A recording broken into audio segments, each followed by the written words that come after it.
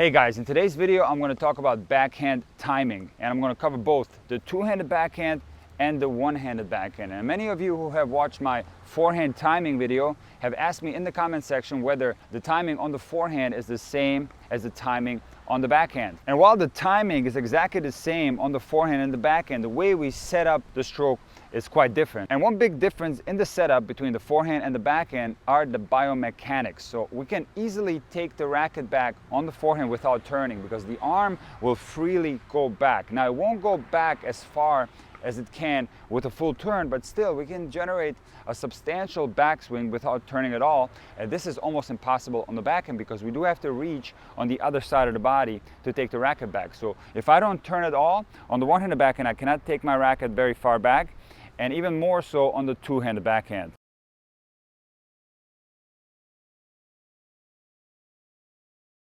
So naturally, the take back is always accompanied with a turn, both on the one-handed backhand and the two-handed backhand. So I'm going to turn my body, and now you can notice that the racket will go back, but in reality, I didn't take my racket back very much. So take a look from this angle. When I turn, my racket goes back to almost a full position, and this is also true from the one-handed backhand. See, if I make a full body turn, my racket is already in the appropriate position.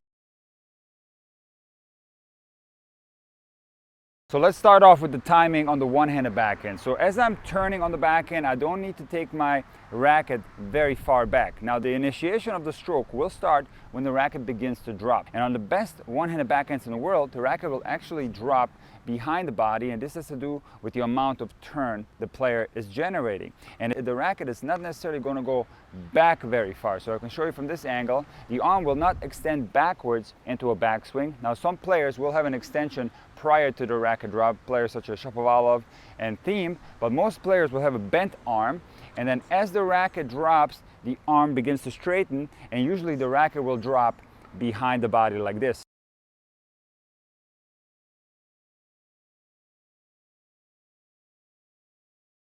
So how does this setup matter when it comes to timing? So let's go back to the initial turn. So as I'm turning on the backhand, my racket is not going to go back at all. My racket is simply going to remain in the same position from the ready position. And now you can see that the tip of my racket is up towards the sky. And all modern one-handed backhands have this particular technical characteristic. So the one-handed backhand will always have a loop. And when the racket starts to drop, this is the initiation of the stroke. So the timing is very similar to the forehand. When we take the racket back, this is the initiation of the stroke on the forehand. And on the one-handed backhand, the initiation of the stroke begins when the racket starts to drop. And when is this going to occur? It's exactly at the same moment it occurs on the forehand. It is when the ball bounces on your side of the court.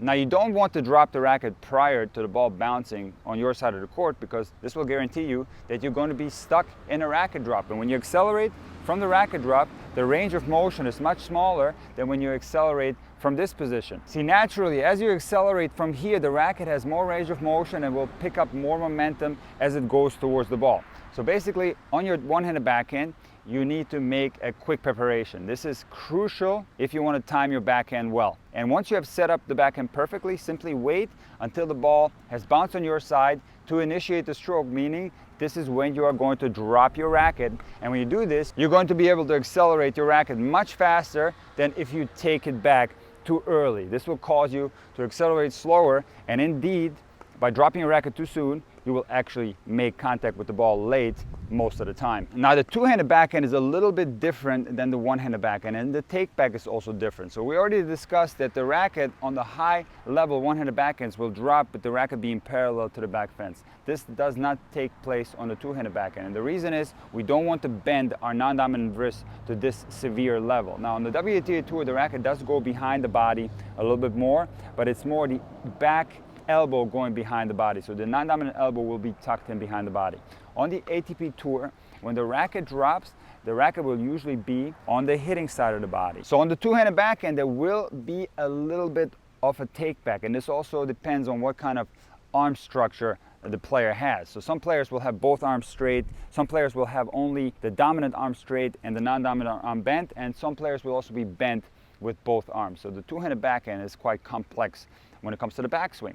So when we take the two-handed backhand from the ready position, it's going to be the same as the one-handed backhand. The turn will make our racket go almost all the way in the proper position. Now some players will simply start the two-handed backhand from here, others will extend the arm a little bit further back, such as Djokovic, and now the stroke begins just like the one-handed backhand when the tip of the racket drops down. This is the initiation of the two-handed backhand.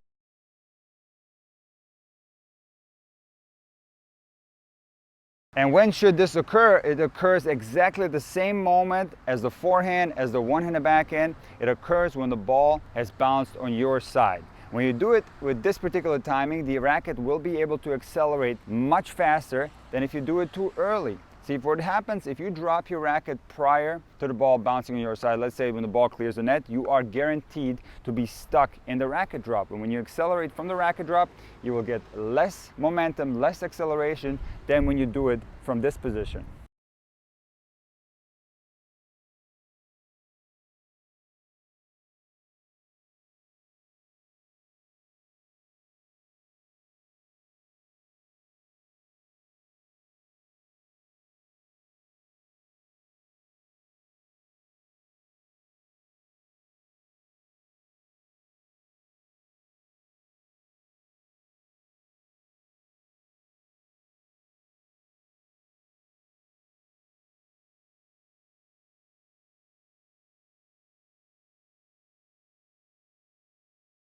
And just like the forehand and the one-handed backhand, if you drop the racket too early, this will cause you to be late on most of your backhands. And the reason is you will get much less acceleration. Now, many of you have commented on my forehand timing video, how about Serena? Why does Serena and Venus take the racket back early?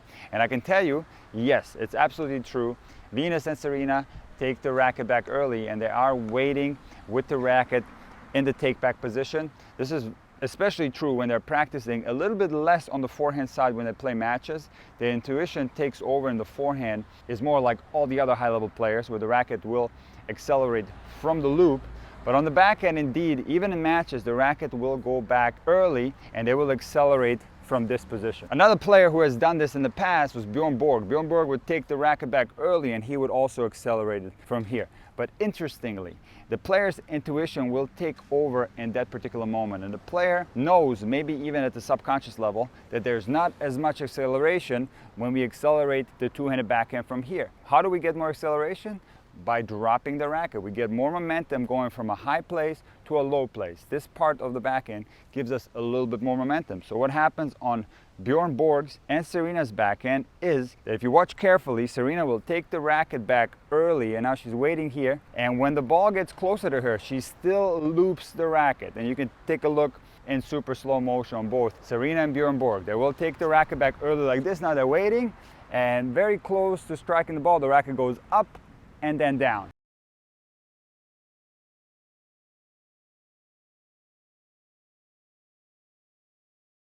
So Serena is, in my opinion, the greatest female tennis player in the history of the game. No one comes even close. And her two-handed backhand is absolutely amazing. And so is Venus's two-handed backhand. And Bjorn Borg actually had one of the greatest topspin backhands of all time as well. So ask yourself, so they're taking the racket back early and you're telling us to not do that, how are they able to get away with it? See, what I think is the backhands of Serena, Venus, and Bjorn Borg are great despite this little problem. The reason why we can all see this particular technical element is because it's unusual. Nobody else has this. If you watch other players, the greatest two-handed backhands in the history of the game, Novak Djokovic, David Nalbandian, and Andre Agassi, you will not see the racket go back early and then sit there. The reason why everyone is picking this up on Serena and writing me about it is because it's an unusual characteristic of the two-handed backhand. And in my opinion, because she still loops the racket from this position, she doesn't hit it from here, she will still go up and then down, this is completely unnecessary. And you could argue that she is succeeding despite this technical flaw. And if she started from here, let's say like Novak Djokovic, her two-handed backhand would be even better.